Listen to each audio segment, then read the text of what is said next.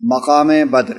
بدر ایک گاؤں کا نام ہے جہاں سال کے سال میلہ لگتا ہے۔ یہ مقام اس نقطہ کے قریب ہے جہاں شام سے مدینہ جانے کا راستہ دشوار گزار گھاٹیوں میں سے ہو کر گزرتا ہے۔ مدینہ منورہ سے تقریباً 80 میل کے فاصلے پر ہے۔ یوم الفرقان، حق تعالی شانہ نے یوم بدر کو یوم الفرقان فرمایا ہے، یعنی حق اور باطل میں فرق اور فیصلے کا دن۔ ایک ضروری نکتہ، گوئی امر اب قطعی طور پر ثابت ہو گیا ہے کہ غزوہ بدر کا سبب کاروان تجارت پر حملہ کرنا نہ تھا، تاہم اس گرہ کا کھولنا ضروری ہے کہ ایسے صاف اور صریح واقعے کے بارے میں ارباب سیر نے متفقاً کیوں غلطی کی، اور صحیح بخاری وغیرہ میں یہ تصریحات کیوں پائی جاتی ہیں کہ بدر کی ابتدا قافلے ہی پر حملہ کرنے کی غرض سے ہوئی تھی۔ اصل یہ ہے کہ اصول جنگ کے موافق اکثر غزوات میں یہ ظاہر نہیں کیا جاتا تھا کہ کدھر جانا اور کس غرض سے جانا مقصود ہے۔ صحیح بخاری غزوہ تبوک میں حضرت کعب بن مالک رضی اللہ عنہ جو مشہور صحابی ہیں ان کا قول نقل کیا گیا ہے، اور حضرت صلی اللہ علیہ وآلہ وسلم جب کسی غزوے کا ارادہ فرماتے تھے تو کسی اور موقع کا توریہ فرماتے تھے۔ توریہ کے معنی شارحین بخاری نے یہ لکھے ہیں کہ آپ ایسے موقع پر مبہم الفاظ استعمال کرتے تھے۔ اہل مکہ کا اہل قریش سے لڑنے پر اصرار، وضاحت۔ ابو داؤد کتاب الجہاد میں ہے کہ عتبہ نے کہا کہ ہم کو اپنے برادران امزاد سے غرض ہے، تم سے کام نہیں۔ محدثین نے اس کا مطلب یہ قرار دیا ہے کہ اس سے انصار کی توہین منظور نہ تھی، بلکہ یہ غرض تھی کہ انتقام خون کا مطالبہ قریش سے ہے، انصار سے نہیں۔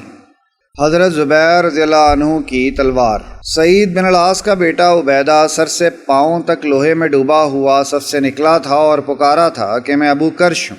حضرت زبیر رضی اللہ عنہ اس کے مقابلے کو نکلے، چونکہ صرف اس کی آنکھیں نظر آتی تھیں، تاک کر آنکھ میں برچھی ماری اور وہ زمین پر گرا اور مر گیا۔ برچھی اس طرح سے پیوست ہو گئی تھی کہ حضرت زبیر رضی اللہ عنہ نے پاؤں اڑا کر کھینچا تو بڑی مشکل سے نکلی، لیکن دونوں سرے خم ہو گئے۔ یہ برچھی یادگار رہی، یعنی حضرت زبیر رضی اللہ عنہ سے حضرت صلی اللہ علیہ وآلہ وسلم نے مانگ لی، پھر چاروں خلفاء کے پاس منتقل ہوتی رہی اور پھر حضرت عبداللہ بن زبیر رضی اللہ عنہ کے پاس آئی۔ حضرت زبیر رضی اللہ عنہ نے اس مارکے میں کئی کاری زخم اٹھائے۔ کندھے پر جو زخم تھا اتنا گہرا تھا کہ اچھا ہو جانے پر اس میں انگلیاں چلی جاتی تھیں، چنانچہ ان کے بیٹے ارواح بچپن میں ان زخموں سے کھیلا کرتے تھے۔ جس تلوار سے لڑے تھے وہ لڑتے لڑتے گر گئی تھی، چنانچہ جب عبداللہ بن زبیر رضی اللہ عنہ شہید ہوئے تو عبد الملک نے ارواح سے کہا، تم زبیر رضی اللہ عنہ کی تلوار پہچان لو گے؟ انہوں نے کہا ہاں۔ عبد الملک نے پوچھا کیوں کر؟ بولے کہ بدر کے مارکے میں اس میں دندانے پڑ گئے۔ عبد الملک نے تصدیق کی اور تلوار ارواح کو دے دی۔ حضرت افرا رضی اللہ عنہ۔ اوف اور معوذ کے والد کا نام حارث ہے اور والدہ کا نام افرا ہے۔ افرا بھی صحابیہ ہیں۔ حافظ عسقلانی رحمۃ اللہ علیہ فرماتے ہیں افرا رضی اللہ عنہ میں ایک خاص خصوصیت ہے جو کسی اور صحابیہ میں نہیں پائی جاتی، وہ یہ کہ افرا رضی اللہ عنہ نے اول نکاح حارث سے کیا۔ حارث سے 3 بیٹے ہوئے، اوف، معوذ اور معاذ۔ حارث کے بعد بکیر بن یعقیل سے نکاح کیا جس سے 4 لڑکے ہوئے، ایاس، عاقل، خالد، عامر، اور یہ 7 بیٹے، 3 پہلے شوہر کے اور 4 دوسرے شوہر کے، سب کے سب غزوہ بدر میں شریک تھے۔ ایسی صحابیہ جس کے 7 لڑکے بدر میں شریک ہوں صرف افرا رضی اللہ عنہ ہے۔ حضرت عباس اور انصار۔ حضرت عباس کی بندش ذرا سخت تھی۔ رسول اللہ صلی اللہ علیہ وآلہ وسلم نے جب حضرت عباس کی کراہت سنی تو نیند اڑ گئی۔ انصار کو جب اس کا علم ہوا تو آپ کی گراہ کھول دی اور مزید برآں یہ درخواست کی کہ اگر حضور صلی اللہ علیہ وآلہ وسلم اجازت دیں تو ہم اپنے بھانجے عباس کا فدیہ چھوڑ دیں۔ آپ صلی اللہ علیہ وآلہ وسلم نے جواب دیا، خدا کی قسم اس سے 1 درہم بھی نہ چھوڑنا۔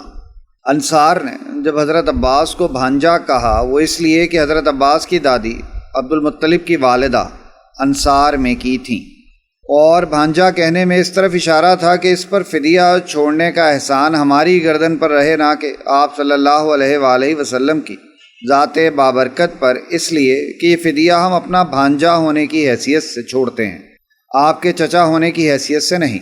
یہ حضرات انصار کا سلیقہ اور حسن ادب تھا رضی اللہ عنہ۔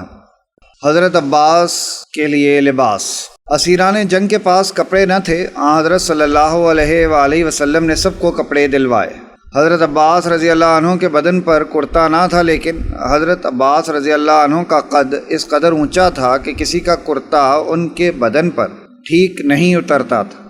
عبداللہ بن ابی رئیس المنافقین نے، جو کہ حضرت عباس رضی اللہ عنہ کے ہم قد تھے، اپنا کرتا منگوا کر دیا۔ صحیح بخاری میں ہے کہ حضرت صلی اللہ علیہ وآلہ وسلم نے عبداللہ کے کفن کے وقت جو اپنا کرتا عنایت فرمایا تھا وہ اسی احسان کا معاوضہ تھا۔ مسلمان شہداء۔ غزوہ بدر کے اختتام پر معلوم ہوا کہ مسلمانوں میں سے صرف 14 اشخاص نے شہادت پائی، جن میں 6 مہاجر اور باقی انصار تھے۔ فضائل بدریین۔ حضرت علی کرم اللہ وجہہ سے مروی ہے کہ رسول اللہ صلی اللہ علیہ وآلہ وسلم نے حاتب رضی اللہ عنہ کے قصے میں حضرت عمر رضی اللہ عنہ سے مخاطب ہو کر فرمایا، بے شک اللہ نے اہل بدر کی طرف نظر فرمائی اور یہ کہہ دیا، جو چاہے کرو، جنت تمہارے لیے واجب ہو چکی۔ بخاری شریف۔